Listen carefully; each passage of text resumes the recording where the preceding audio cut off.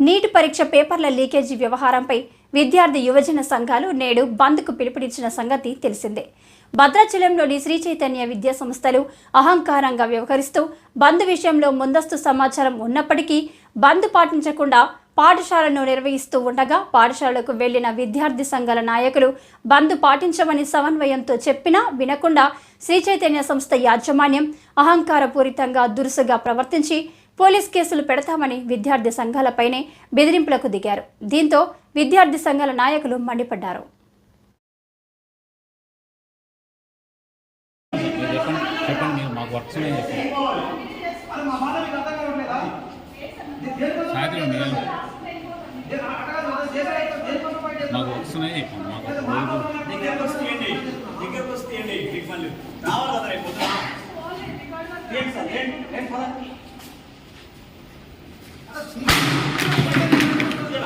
నువ్వు చేయలేస్తా